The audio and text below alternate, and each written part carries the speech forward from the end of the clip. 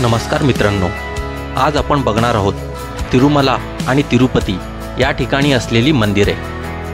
आज सकाळी उठल्यानंतर पहिल्यांदा आम्ही रूम घेण्याचं ठरवलं आणि आम्ही रूमच्या लाईनमध्ये लागलो। आम्हाला जवळपास अर्ध्या ते 1 तासानंतर 2 रूम मिळाल्या। आम्हाला मिळालेल्या दोन्ही रूम HVC या ठिकाणी होत्या। HVC म्हणजे हिल व्ह्यू कॉटेजेस। आजचा दिवस तिरुमलामध्येच आम्हाला स्टे करायचा होता। आजचा दिवस तिरुमलामध्ये मंदिरे फिरून उद्या सकाळी आम्ही तिरुपती या ठिकाणी जाणार आहोत।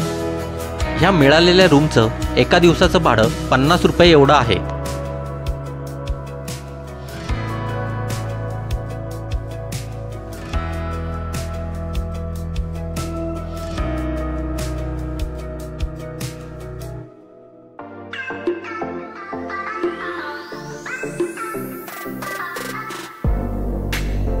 ह्या रूममध्ये डबल बेड आणि आतमध्येच गरम पाण्याची सोय वगैरे आहे।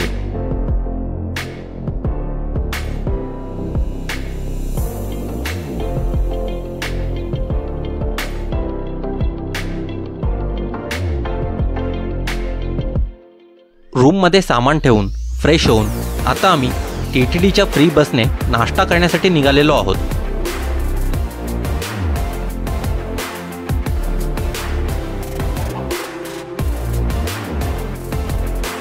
हे आमचे दोन्ही मित्र south Indian dish idli, dosa, medu vada याचे खूप मोठे फॅन आहेत। पूर्ण या ट्रिपमध्ये या दोघांनी फक्त इडली आणि वडा या दोघांनाच प्राधान्य दिलेलं आहे।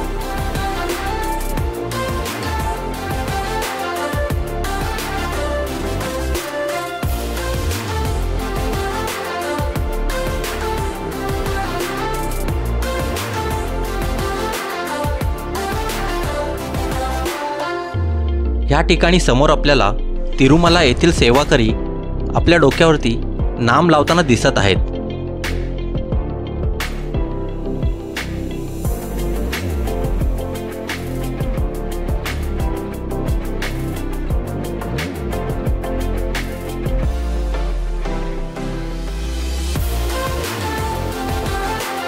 या ठिकाणी फिल्टर कॉफी पिऊन झाल्यानंतर आता आम्ही निघालोय तिरुमला येथील मंदिरे बघण्यासाठी। मंदिरे बघण्यासाठी आम्ही एक सेपरेट जीप बुक केली होती।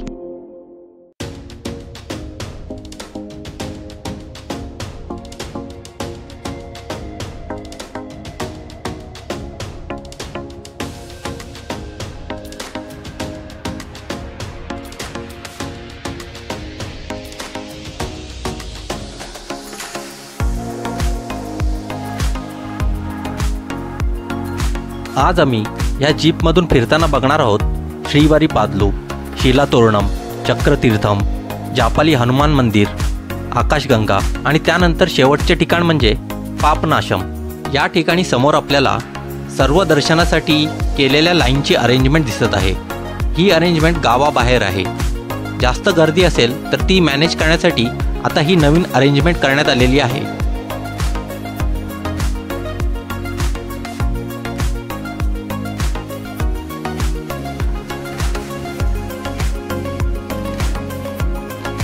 आता आम्ही पोहोचलोय आजचे आपले पहिले ठिकाण श्रीवारी पादलू या ठिकाणी। या ठिकाणी पार्किंगची चांगली व्यवस्था आहे। श्रीवारी पादलू हे ठिकाण तिरुमला मंदिरापासून जवळपास 5 किलोमीटर अंतरावरती आहे।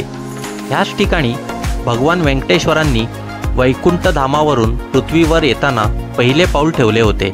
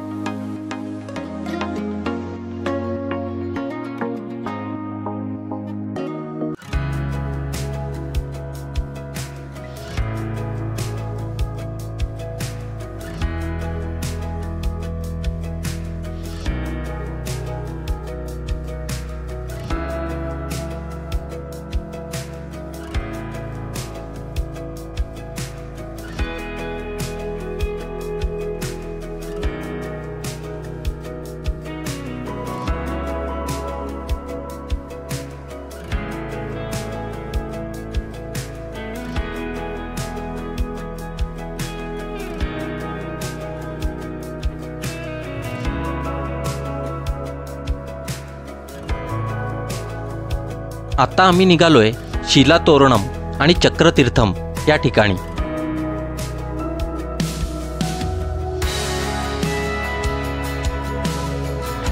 शिलातोरणम हे ठिकाण तिरुमला मंदिरापासून जवळपास 3 किलोमीटर अंतरावरती आहे। शिलातोरणम हे तिरुमला पर्वतातील एक नैसर्गिक आश्चर्य आहे।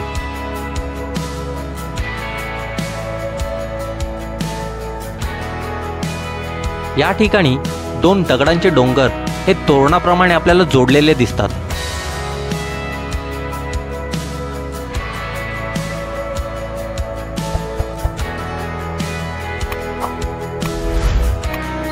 शिलातोरणम पासून काही पावले पुढे आल्यानंतर चक्रतीर्थम आहे।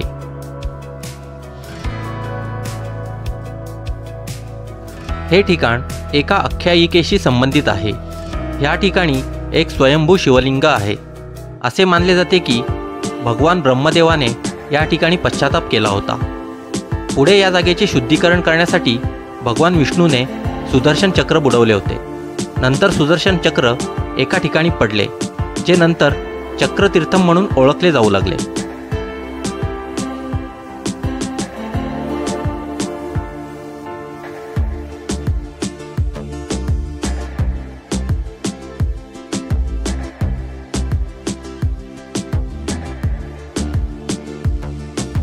हे ठिकाण डोंगराळ आहे। काही पायऱ्या खाली उतरून आल्यानंतर आपल्याला लहान लहान गुहा देखील बघायला मिळतात।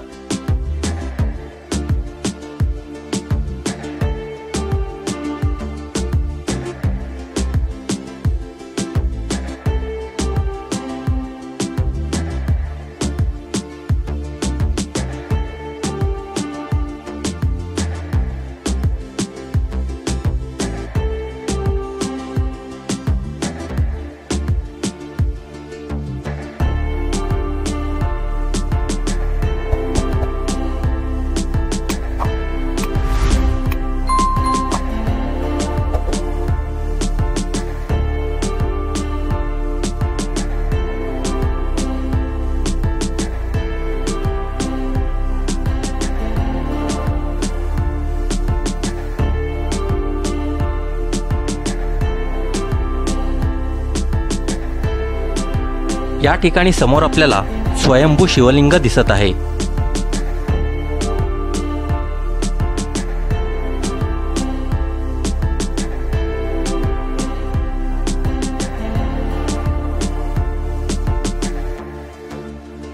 आता आम्ही निघालोय वेणुगोपाल स्वामी मंदिराकडे।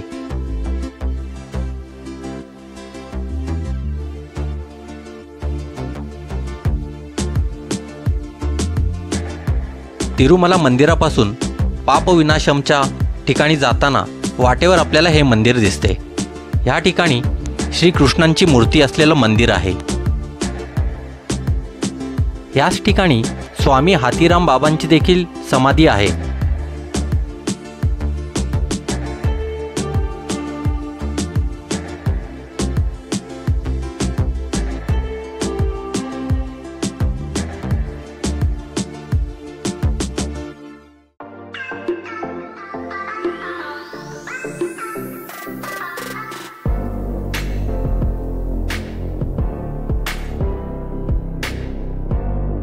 आता आम्ही येऊन पोहोचलोय जापाली या ठिकाणी।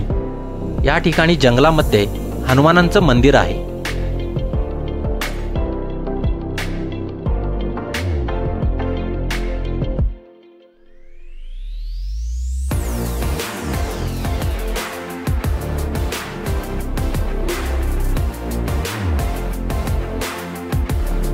मंदिरापर्यंत पोहोचण्यासाठी आपल्याला काही पायऱ्या चढून व काही पायऱ्या उतरून जावं लागतं। मंदिरापर्यंत पोहोचण्यासाठी जवळपास 15 ते 20 मिनिटे लागतात।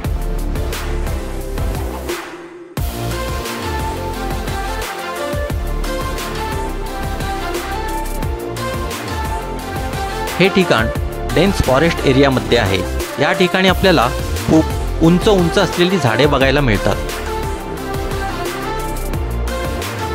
ह्या ठिकाणी जात असताना आपल्याला भरपूर माकडं आणि शेकरू बघायला मिळतात। हे समोरच एक शेकरू नारळ खाताना दिसत आहे।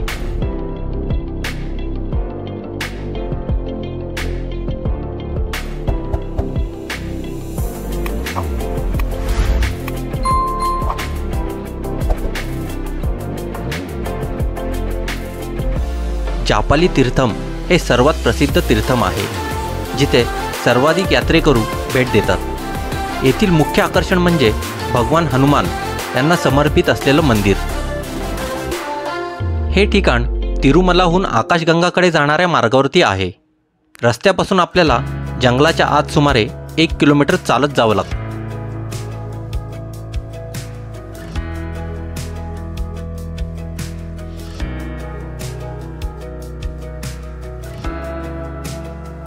मंदिराच्या आतमध्ये मोबाईल आणि फोटोग्राफी अलाउड नाही।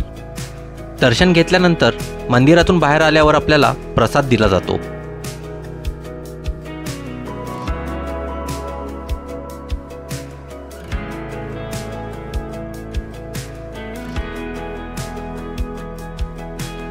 जंगलामध्ये खूप आतमध्ये हे मंदिर असल्यामुळे पावसाळ्यामध्ये हे मंदिर बघण्यासारखे आहे।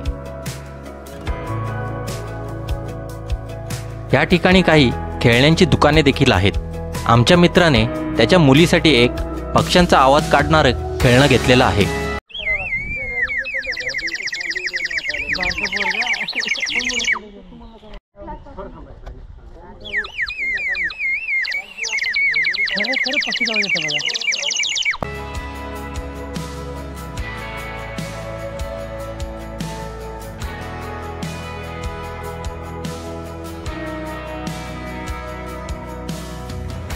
आता आम्ही पोहोचलोय आकाशगंगा या ठिकाणी।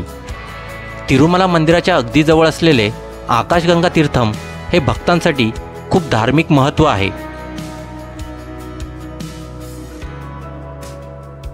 आकाशगंगा तीर्थमपर्यंत जाण्यासाठी आपल्याला काही पायऱ्या उतरून जावं लागतं।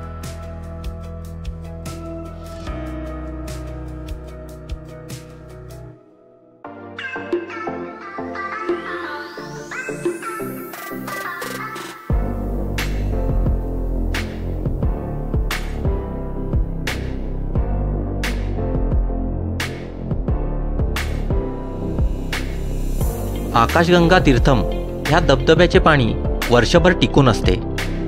तिरुमला मंदिरातील देवतांचा मुख्य अभिषेक स्नानविधी करण्यासाठी आकाशगंगा धबधब्याचेच पाणी वापरले जाते।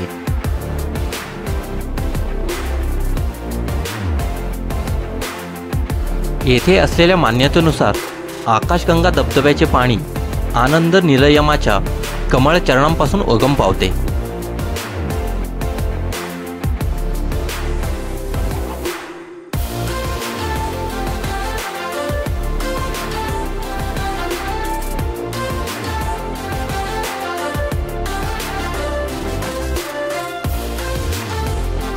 या ठिकाणी असा विश्वास आहे की या पवित्र पाण्यामध्ये डुबकी मारल्याने किंवा हातपाय धुतल्याने त्यांचे पाप धुवून निघतात।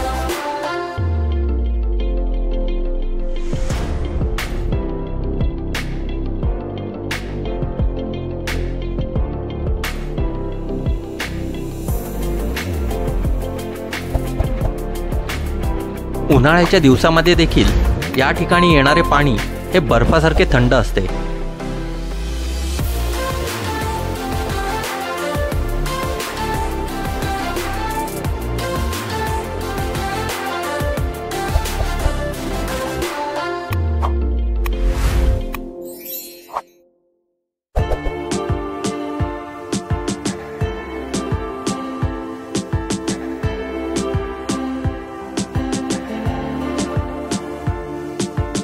देवतांच्या अभिषेकासाठी वापरले जाणारे हे पाणी खूपच पवित्र आहे। त्यामुळे भरपूर भाविक हे पाणी बाटल्यांमध्ये भरून आपल्या घरी घेऊन जातात।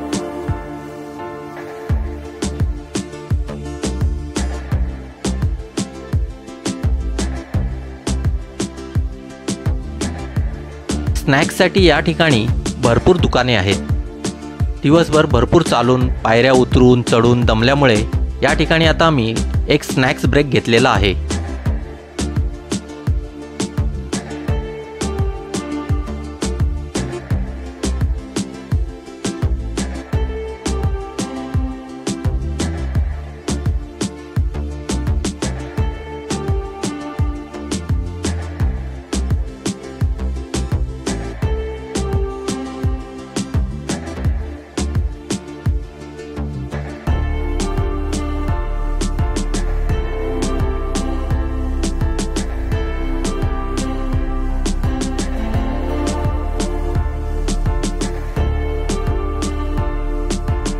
स्नॅक्स ब्रेक संपवून आता आम्ही निघालोय पाप विनाशम या मंदिराकडे।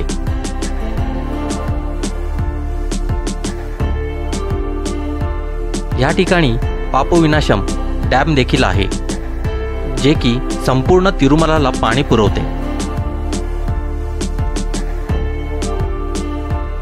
येथे असे मानले जाते की या ठिकाणचे पवित्र पाणी भक्तांचे पाप विरघळवते, म्हणूनच या ठिकाणाला पाप विनाशम म्हणून ओळखले जाते। असे मानले जाते की हे पाणी भगवानांच्या चरणांपासून येते। हा एक नैसर्गिक धबधबा आहे। सर्व मंदिरे बघून झाल्यावर आता आम्ही तिरुमलाला परत आमच्या रूमकडे जाण्यासाठी निघालोय। आता रात्र झाले आणि आम्ही पोहोचलोय गीता उपदेशम गार्डन या ठिकाणी। आता आम्ही तिरुमला या ठिकाणी असलेले गार्डन्स आणि प्रसिद्ध स्थळे बघणार आहोत। हे समोर लेपाक्षी सर्कल आहे, तिरुमला येथील सेंटर पॉइंट। याच ठिकाणी समोर तिरुमला येथील असलेली प्रसिद्ध सेल्फी पॉइंट बालाजींची मूर्ती आहे।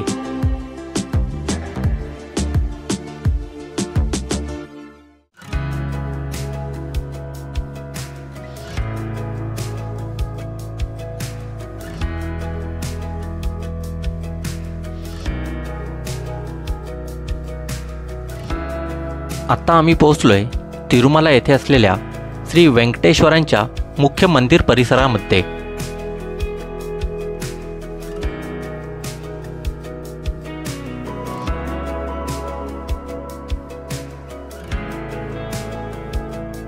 मुख्य मंदिराच्या समोरच शॉपिंग कॉम्प्लेक्स आहे। या ठिकाणी आपण खरेदी करू शकतो।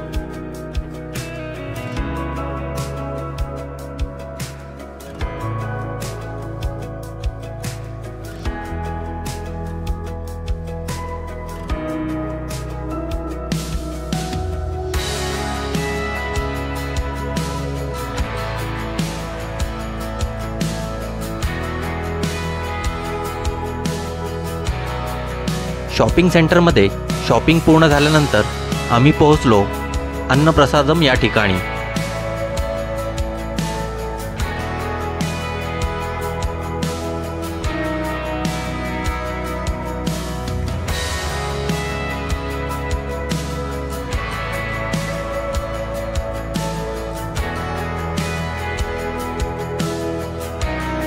रूम खूप लांब होती। अन्नप्रसादममध्ये जेवण झाल्यानंतर TTDच्या फ्री बसेसनी आम्ही पोहोचलो आमच्या रूमजवळ।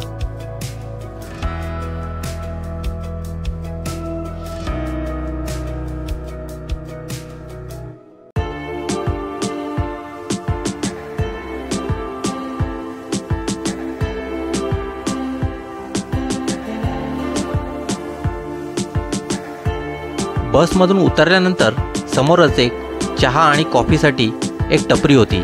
या ठिकाणी आम्ही कॉफी घ्यायचं ठरवलं।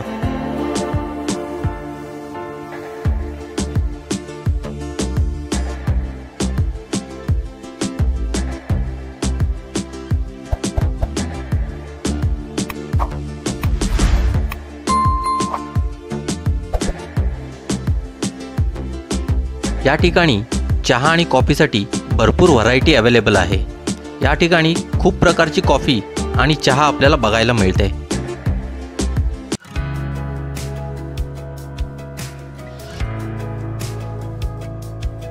आज दिवस चौथा। आजचा आमचा प्लॅन होता रूममध्ये लवकर चेकआउट करून तिरुपती या ठिकाणी जाणे आणि तिरुपतीमधील मंदिरे बघणे।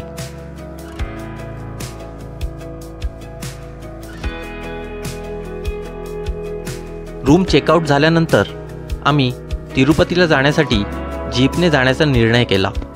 जीपने जाण्याचं कारण म्हणजे तिरुपतीला जाण्याचा रस्ता हा पूर्ण घाट रस्ता आहे। जीपमधून बाहेरची दृश्ये चांगल्या प्रकारे दिसतील म्हणून आम्ही जीपचा पर्याय निवडला।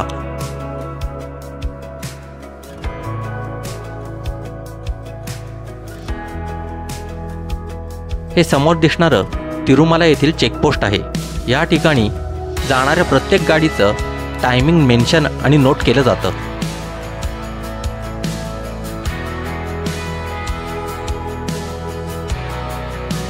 तिरुमला ते तिरुपती हा एक घाट रस्ता आहे आणि या ठिकाणी भरपूर वळणदार रस्ते आहेत।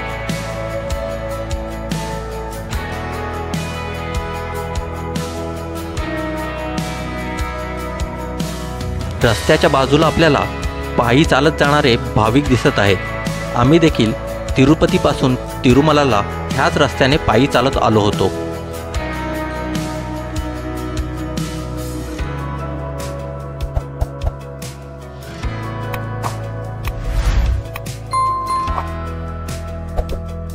या ठिकाणी समोर आपल्याला अंजनेय स्वामी स्टॅच्यू दिसत आहे। या ठिकाणी हनुमंतांची खूप मोठी मूर्ती बघायला मिळते।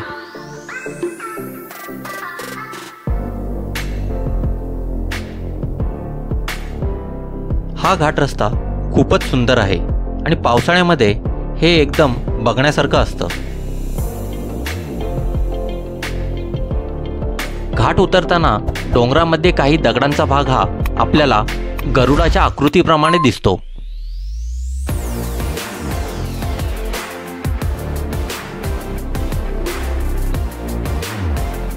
या ठिकाणी दिसणारी गरुडाची आकृती बघून आपल्याला असं वाटतं की डोंगरावर थांबून पूर्ण तिरुपतीवरती नजर ठेवली जाते।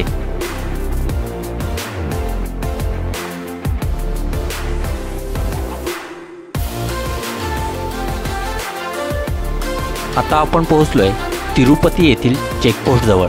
या ठिकाणी गाडीचं टायमिंग चेक केलं जातं। जर का गाडी 40 मिनिटाच्या अगोदर आली तर त्यांना दंड द्यावा लागतो आणि 2 दिवस गाडी ही चालवता येत नाही।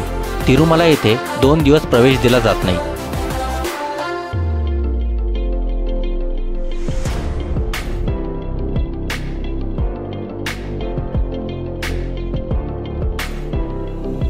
आता आम्ही पोहोचलोय तिरुपती रेल्वे स्टेशन जवळ। सकाळची वेळ असल्यामुळे आम्ही येथे लोकल स्ट्रीट फूड ट्राय करण्याचं ठरवलं। रेल्वे स्टेशन जवळच असलेल्या एक छोट्याशा हॉटेलमध्ये आम्ही नाश्त्यासाठी थांबलो। या ठिकाणी आम्ही इडली वडा परत हाच नाश्ता घेतला आणि आमच्या दोन्ही मित्रांमध्ये परत इडली वडा खाण्यासाठी शर्यत चालू झाली।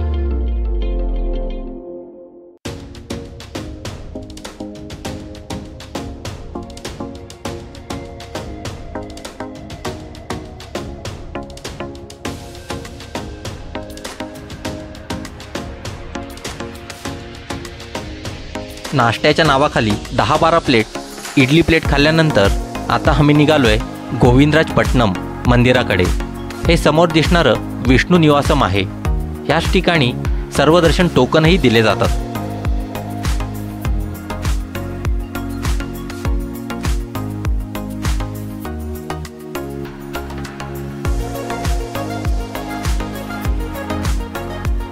श्री गोविंदराज स्वामी मंदिर हे तिरुपती या मंदिर शहराच्या मध्यभागी असलेले सर्वात महत्त्वाचे आणि प्राचीन मंदिर आहे। असे मानले जाते की श्री गोविंदराज स्वामी हे भगवान व्यंकटेश्वर आणि पद्मावती देवी यांच्या लग्नाचे कार्यवाहक होते। मंदिरात प्रवेश करण्याआधी आपल्याला एका मोठ्या गोपुरमधून जावं लागतं। या ठिकाणी सेलफोन आणि लगेज ठेवण्यासाठी चांगली व्यवस्था आहे।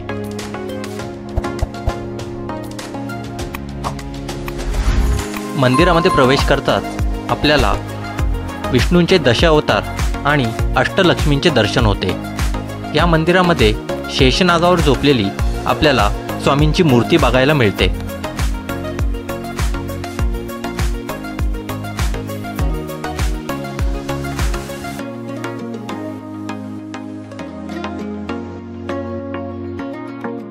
आता आम्ही निघालोय पद्मावती मंदिर या ठिकाणी जाण्यासाठी। पद्मावती देवी मंदिर हे तिरुपतीपासून जवळपास 5 किलोमीटर अंतरावरती आहे। मंदिराजवळ पोहोचल्यानंतर आपल्याला एक मोठं पाण्याचं तलाव पुष्करणी बघायला मिळते।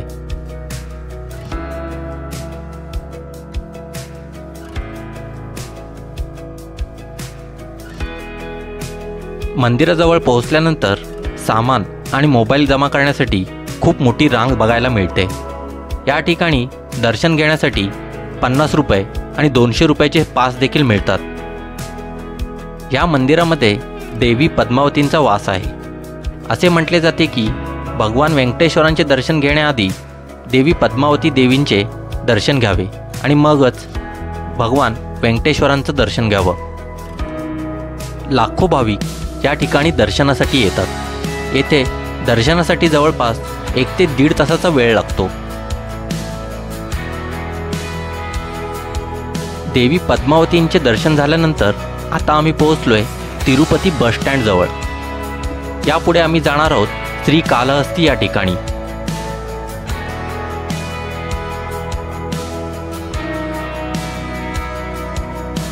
श्रीकालहस्ती मंदिर हे तिरुपतीपासून जवळपास 40 ते 45 किलोमीटर अंतरावरती आहे। हे मंदिर खूपच प्राचीन आहे आणि बघण्यासारखे आहे।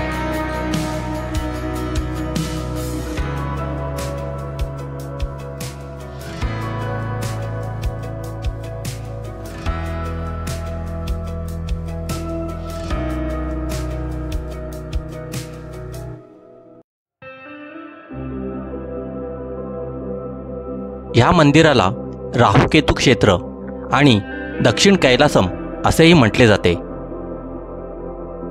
या ठिकाणी असलेले शिवलिंग हे वायुलिंगम म्हणून प्रसिद्ध आहे, जे की वाऱ्याचे प्रतिनिधित्व करते। मंदिराच्या आतील परिसर व बांधकाम हे खूपच प्राचीन आहे व एकदम बघण्यासारखे आहे। तिरुपतीला येणाऱ्याने प्रत्येकाने एकदा तरी या मंदिराला अवश्य भेट द्यावी।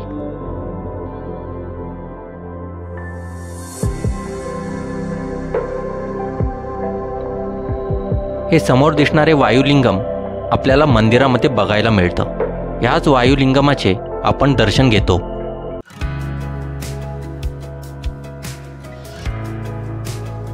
आता संध्याकाळची वेळ आहे आणि आम्ही पोहोचलोय रेनीगुंटा रेल्वे जंक्शन या ठिकाणी। ट्रेन येण्यासाठी अजून 2 तास होते, त्यामुळे आम्ही नाश्ता करण्यासाठी एका छोट्याशा हॉटेलवरती गेलो। या ठिकाणी एक मावशी गरम गरम मेदूवडा आणि दाल वडे बनवत होती।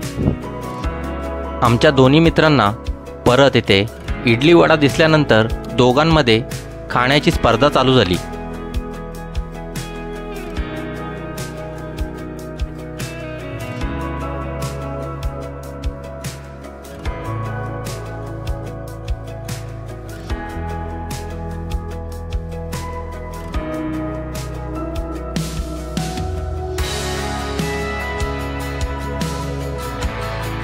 रेनीगुंटामध्ये देखील आम्हाला गरमागरम पुरणपोळ्यांचा आस्वाद घ्यायला मिळाला।